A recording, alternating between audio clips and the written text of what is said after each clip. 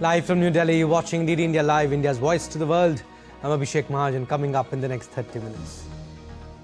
EAM Jaishankar underlines challenges of excessive concentration of critical minerals and importance of de-risking supply chains as global leaders attend US-hosted critical minerals meet.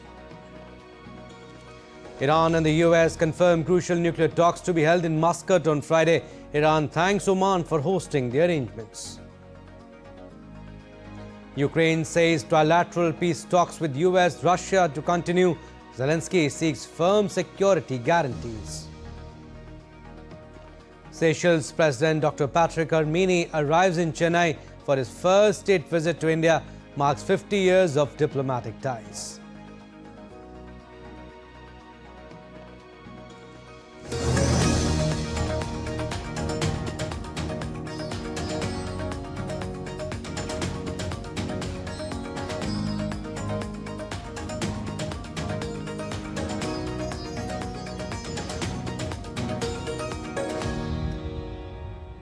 India's External Affairs Minister Dr. Jaishankar spoke at a critical minerals ministerial meet in Washington, D.C. on Wednesday, stressing the need to secure and diversify global supply chains for critical minerals. Dr. Jaishankar underlined the challenges of excessive concentration and the importance of de-risking supply chains through structured international cooperation. He highlighted India's efforts towards greater resilience through initiatives including National Critical Minerals Mission, Rare Earth Corridors and Responsible Commerce. Dr. Jaishankar also conveyed India's support for the FORGE initiative aimed at strengthening cooperation on critical minerals and ensuring reliable, sustainable supply chains essential for future technologies. FORGE is a US-led international trade bloc designed to secure critical minerals and reduce reliance on China. It was a very good discussion. Critical minerals is a very important subject. The US has been partner for some years. Today they launched a new initiative called FORGE, which we have supported. It's a kind of successor to the Mineral Security Partnership. So I think overall, to me it was a good meeting, very productive, very outcome-oriented, very business-like. On the sidelines of the meeting, External Affairs Minister met Canadian counterpart Anita Anand. Two leaders talked about taking the ties forward. Dr. Jaishankar also met with Peru Foreign Minister Hugo de Zella. Both agreed to deepen the cooperation. Moving on, Prime Minister Modi will pay an official visit to Malaysia from 7th to 8th February. PM Modi's Malaysia visit is taking place at the invitation of Prime Minister of Malaysia Anwar Ibrahim. This would be the third visit of Prime Minister to Malaysia. During the visit, Prime Minister will hold bilateral discussions with Prime Minister Anwar Ibrahim. Prime Minister Modi will also interact with members of the Indian community as well as industry and business representatives. The 10th India-Malaysia CEO Forum is also scheduled to be held, coinciding with the visit of Prime Minister. India and Malaysia share long-standing bonds of friendship based on historical, civilizational and cultural connections. The relationship is further strengthened by the presence of 2.9 million strong Indian diaspora in Malaysia, the third largest in the world. India-Malaysia relationship is multifaceted and growing. The forthcoming visit of Prime Minister serves as an opportunity for both leaders to review the entire gamut of bilateral cooperation. And commemorating 50 years of long-standing and multifaceted India-Seychelles bilateral ties, President of Seychelles, Dr. Patrick Armini, arrived in Chennai, capital and largest city of the southern state of Tamil Nadu. This is President Armini's first visit to India since assuming office last October.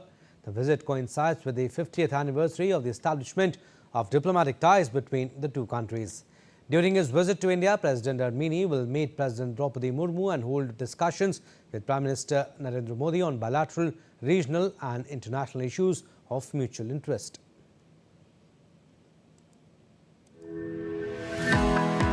Seychelles is a key maritime neighbour for India in the Indian Ocean region and holds a special place in India's Vision Mahasagar and our commitment to the global south.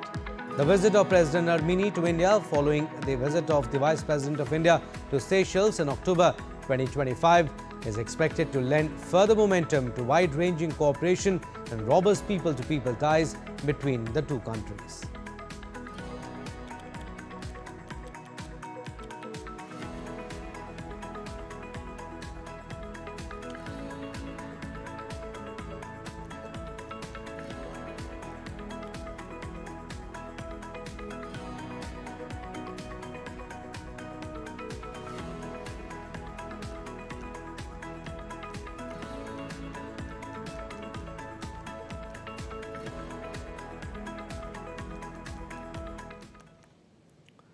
Now, Indian naval ship Ghadial arrived at Colombo on Wednesday to deliver 10 Bailey bridges in support of Sri Lanka's post-cyclone reconstruction efforts following Cyclone Ditwa.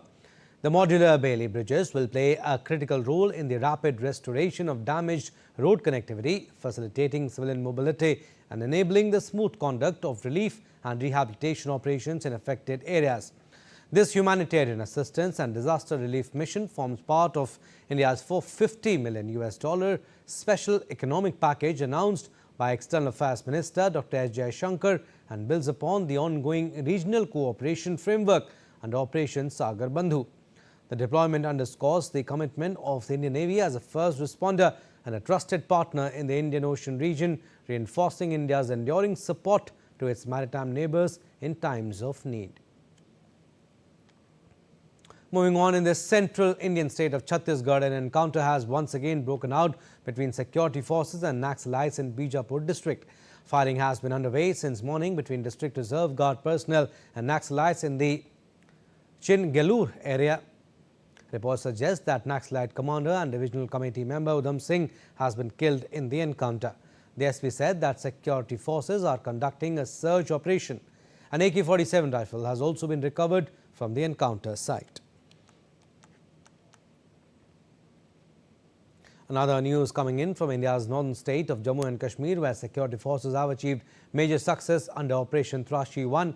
3 Pakistani terrorists affiliated with Jaish-e-Mohammed were killed in 2 separate encounters in Kishtwar and Udhampur districts. Joint troops of the Army, Police and CRPF had been hunting them for the past 3 weeks. A large quantity of arms and ammunition were recovered from the slain terrorists who were active in the area for the last several years. Sri Lankan President Anura Kumara Dissanayake inaugurated the public exposition in Colombo on the sacred Devnimori relics of Lord Buddha brought from Gujarat.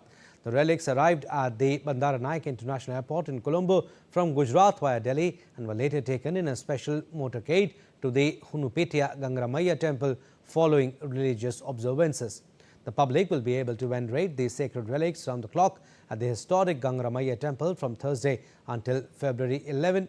The exposition coincides with Sri Lanka's 78th Independence Day, which was marked on Wednesday. Prime Minister of Sri Lanka Dr. Harini Amarasurya thanked the Government of India and Prime Minister Narendra Modi for facilitating the exposition, calling it a blessing for the people of Sri Lanka. Witnessing these relics, that's a huge honor and a tremendous opportunity for our people.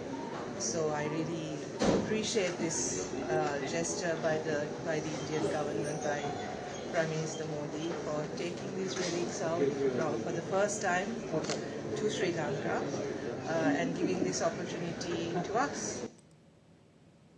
Prime Minister Modi has expressed gratitude to Sri Lankan President Anura Kumara Dissanayake for inaugurating the exposition of the holy Devnimori relics. In a social media post, he said, and I quote him here, "During my visit in April 2025, it was decided these relics will come to Sri Lanka, thus giving the opportunity for the people to pay their respects.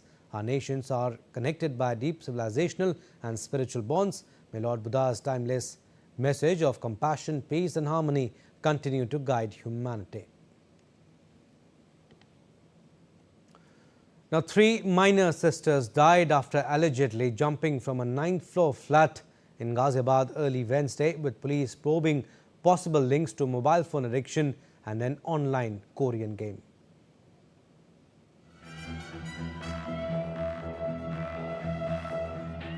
Three minor sisters died after allegedly jumping from the 9th floor of a residential high-rise in Ghaziabad early Wednesday. The girls were declared dead on arrival at a hospital in Loni. ये Korean culture से influence थी और mobile का ज़्यादा इस्तेमाल करती थी। घर वालों ने पिछले कुछ दिनों से उनको मोबाइल यूज़ करने से मना किया था और उसी के चलते वो थोड़ी परेशान थी और उन्होंने ये डिसीजन इसी के चलते ले लिया। According to the police, the sisters were addicted to an online app or game, which they described as a Korean task-based love game. बेटी थी मेरी, किस वजह से उन्होंने सुसाइड किया? ये उन्होंने गेमिंग के चक्कर में कराई है। वो कह रही थी मैं कोरिया जाना है। मैं वो बाहर वाले रूम में सो रहा था, मेरी वाइफ अंदर वाले रूम में सो रही थी और उन्होंने यहाँ से आके पानी पीने के बहाने जंप लगा दिया, अंदर से लोग लगा लिया था। The game reportedly assigns daily tasks to users, presented as part of a virtual emotional relationship. According to mental health experts, such games encourage prolonged engagement, often leading to addiction. But in these gaming disorder people who are addicted to this games and online games, they get their dopamine activated, which is a hormone called happy hormone, through this gaming only. So, but this gaming exactly, one would say, literally is like the chemical addiction that I said earlier. So such things which once they continue, they feel that they have reached to a level, they get rewards, they go on to win certain levels, and this reinforces their behavior, which is called operant conditioning. The founder of a startup called Trumzy, which focuses on reducing screen time among children through gamified challenges, said online games can blur the line between reality and fiction, especially for children and teenagers. In the virtual world, right? Today, if you look at it, we live two lives. We live a life in a physical manifestation and we live a life in a virtual manifestation. Believe it or not, we think these two lives are congruent, but studies have revealed that with today's generation, especially people who are born after 2007, they're two distinct identities. The 2025-26 Economic Survey, tabled recently in Parliament, has identified digital addiction as a rising problem, impacting the mental health of both children and adults. The survey has called for educating families and encouraged them to promote screen time limits, device-free hours, and shared offline activities. Still to come on this edition of DD India Live. Keir Starmer regrets naming Mandelson as US envoy amid Epstein allegations. And India storms into sixth consecutive Under-19 Cricket World Cup final, sets up title clash with England.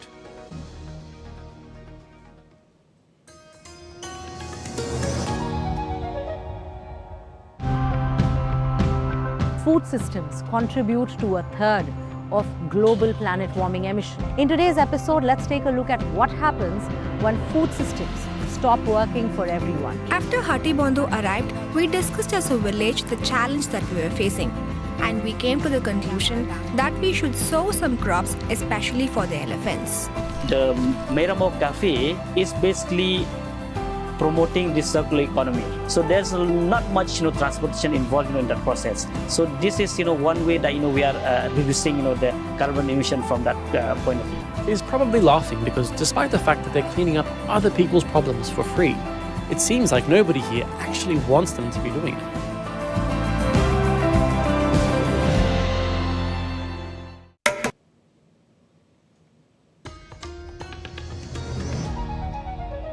Welcome back. You're watching DD India Live. I'm Abhishek Mahajan. Some more stories. Amid the growing tensions, US and Iran have agreed to hold talks in Oman on Friday, even as they remained at odds over Washington's insistence that negotiations include Tehran's missile arsenal and Iran's vow to discuss only its nuclear program.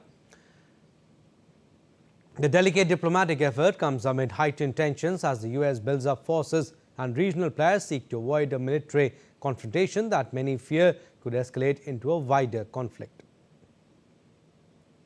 Differences in recent days over the scope and venue for the talks have raised doubts, but after Trump spoke. US and Iranian officials said the two sides had agreed to shift the talks location to Muscat after initially accepting Istanbul.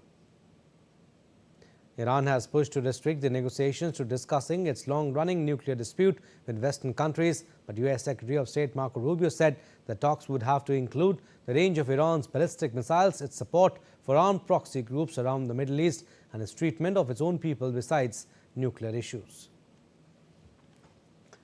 Trump's son-in-law, Jared Kushner, was due to take part in the talks along with US Special Envoy Steve Witkoff and Iranian Foreign Minister Abbas Araghchi.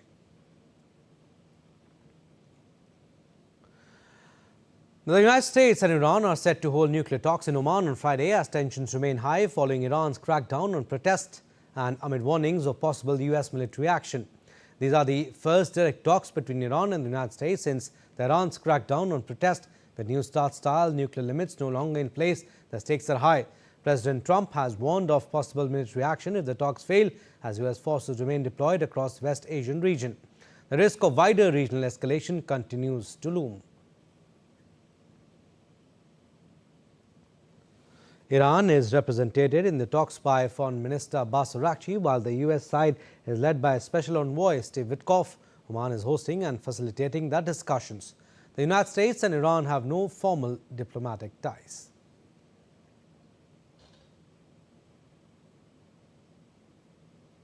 The United States wants limits on Iran's nuclear program, curbs on ballistic missiles, and end to support for regional proxy groups and improved human rights conditions.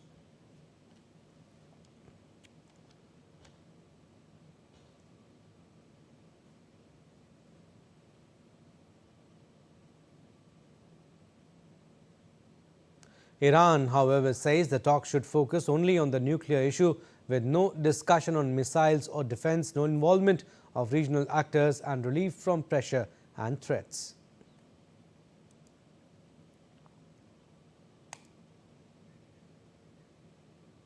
Shifting focus now, Russia and Ukraine wrapped up the first day of the second round of US-mediated negotiations in Abu Dhabi on Wednesday. Ukrainian President Zelensky said he was briefed by Kiev's delegation and discussed the initial outcomes of the talks, which are being held in a trilateral format involving Ukraine, the United States and Russia, and will continue on Thursday. Zelensky said Ukraine's goal remains clear for an effective end to the conflict through firm security guarantees and increased pressure on Moscow. Ukrainian negotiator Rustem Umerov described the discussions as meaningful and focused on practical steps towards lasting peace.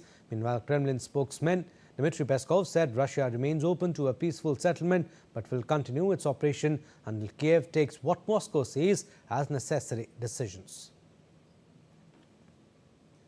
US Secretary of State Marco Rubio said progress has been made, though key challenges remain.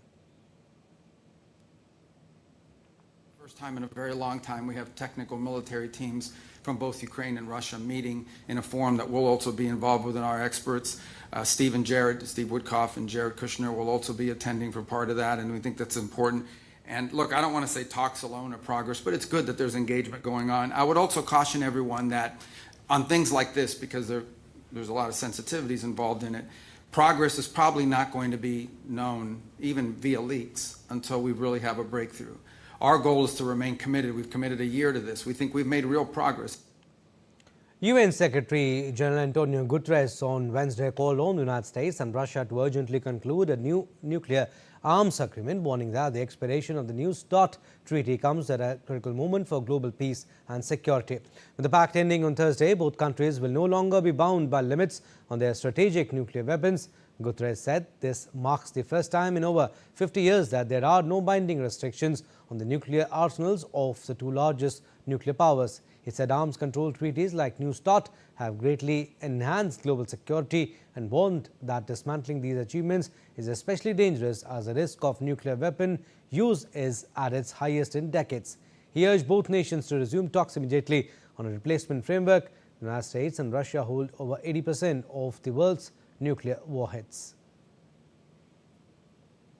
The United Nations said on Wednesday that the threat from the Islamic State group has grown globally since mid-2025, becoming more complex as the jihadist network adapts. A UN counterterrorism officially official, in fact, told the Security Council that IS and affiliated groups were expanding in West Africa and the Sahel while continuing attacks in Iraq, Syria and Afghanistan. He highlighted recent incidents, including a deadly shooting at an Australian Jewish festival, an attack on Niger's main airport and a strike on a Kabul restaurant. In Syria, he highlighted that Kurdish withdrawals raised breakout fears, prompting US transfers to Iraq. He further highlighted IS's growing use of crypto, drones, cyber tools and AI for recruitment and operations. The UN official warned AI is increasingly used to radicalize youth and children.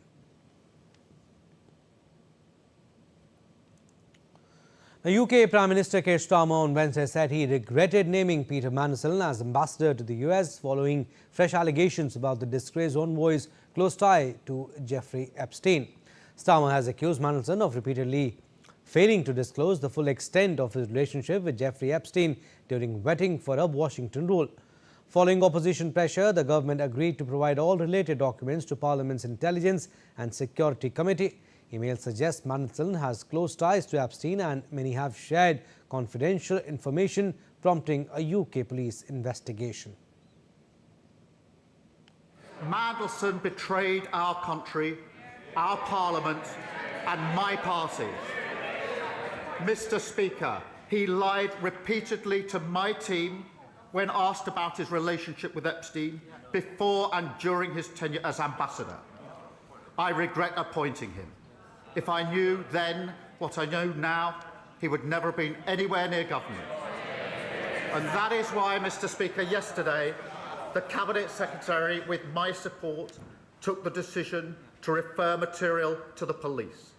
And there is now a criminal investigation.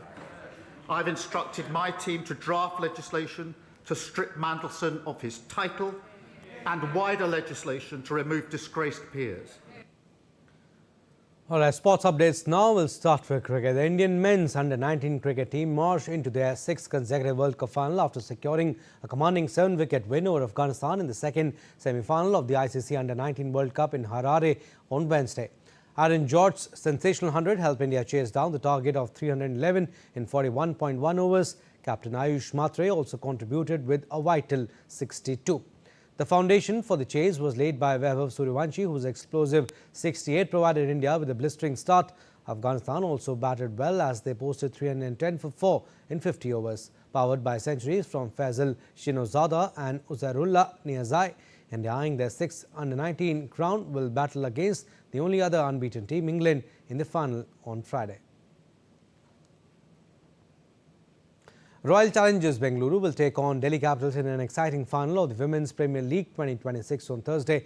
Vadodara's BCA Stadium will host the biggest fixture of the competition as 3-time runners-up Delhi Eye maiden WPL title against former champions RCB. Led by Smriti Mandhana, RCB enjoyed a dominant run, registering 6 wins in their 8 games to advance to the final. The Capitals joined RCB at the Summit Clash after a magnificent performance against the Gujarat Giants in the eliminator. The upcoming finale will be the second time that RCB and DC battle out the title clash in WPL history. The fierce rivals had taken on each other in the final of the 2024 edition of the league in Delhi, where RCB pulled off a dominant victory by 8 wickets. And India wrapped up 30 runs victory over South Africa in their second T20 World Cup warm-up fixture on Wednesday in Navi Mumbai. Batting first, Ishan Kishan, Tilak Varma and cameos from skipper Suryakumar Yadav and Hardik Pandya powered India to 240 in their 20 overs. Defending 241, India restricted South Africa to 210 for 7 courtesy of Abhishek Sharma's 2 wickets. India will face USA in the opening encounter on Saturday. The men in blue are the defending champions, having beaten South Africa in 2024 World Cup final in West Indies. They aim to clinch the title for a record 3rd time.